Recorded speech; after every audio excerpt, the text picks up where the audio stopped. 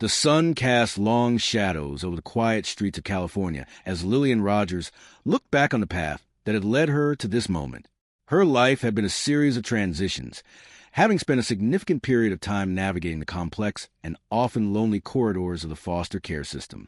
It was a journey defined by resilience, but in the month of June in the year 2019, she felt as though she had finally found a place where she belonged. She was 18 years old, standing on the threshold of adulthood, when she met a young man named Bryson Denniston. Their connection was immediate and filled with the kind of hope that only the young can truly possess.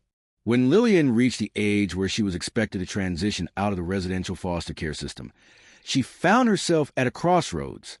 It was then that Bryson's parents, Jody and Robert Denniston, opened their doors and their hearts to her. They invited her to live in their family home, a gesture of profound kindness that Lillian accepted with deep gratitude. For more than 2 years, from that hopeful June until the fateful month of October in the year 2021, Lillian was a part of the Denniston household. She was not merely a guest, but a young woman striving to build a future.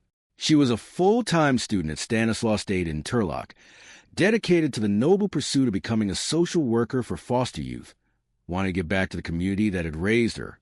To support herself, she held various jobs here and there, while the state of California assisted with her tuition. As she matured, Lillian wanted to contribute to the family that had taken her in. During the last 3 months before she turned 21, she began receiving a housing subsidy from the state, amounting to $1,000 on 3 separate occasions.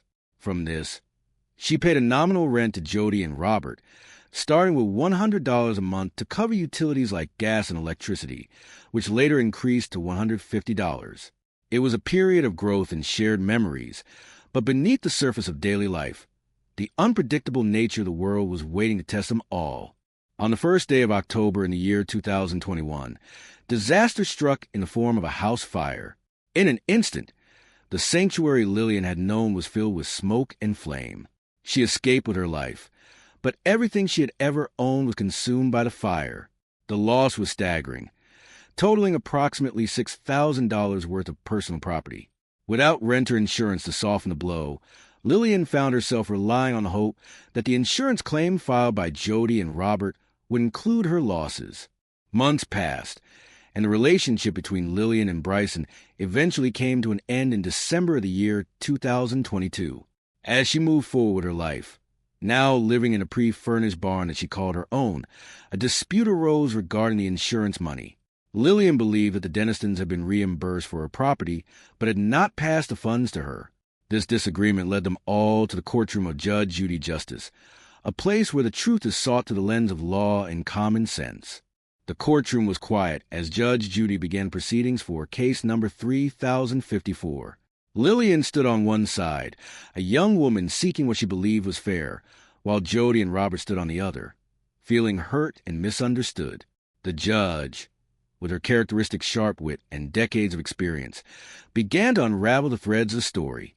She questioned Lillian about her time in foster care and her education, acknowledging her intelligence and her ambition to help others. The heart of the matter was the insurance claim. Lillian presented her receipts, including one for a body oil moisturizer that cost $13.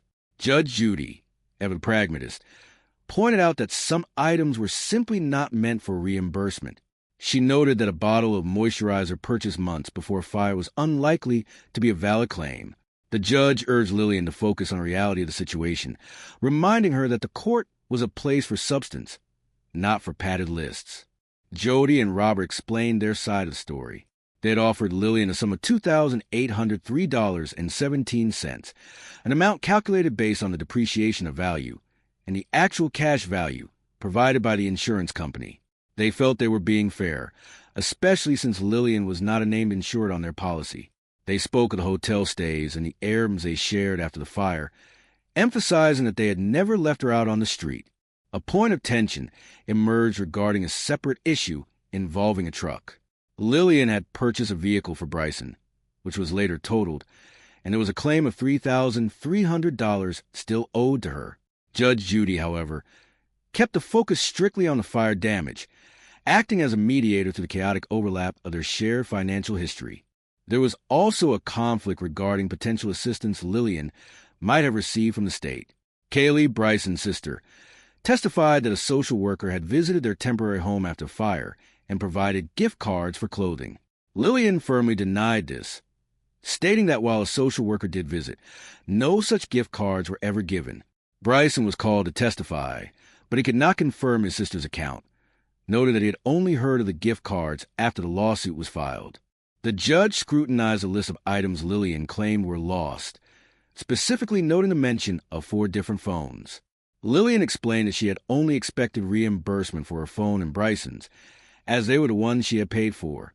She had purchased an expensive new phone for $1,200 shortly after the fire, claiming smoke damage to her old one.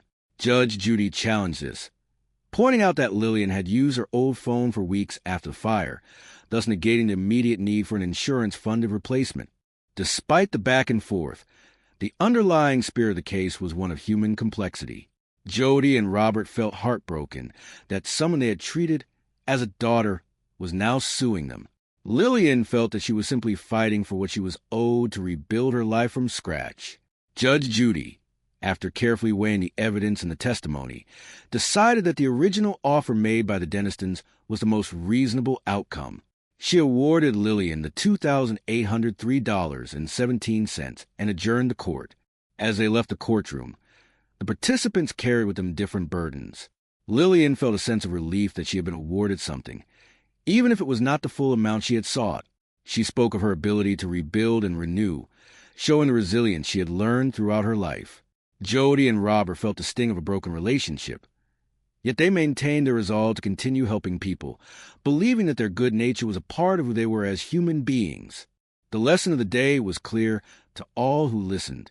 It was a story of the importance of renter insurance, a small expense that provides a vital safety net.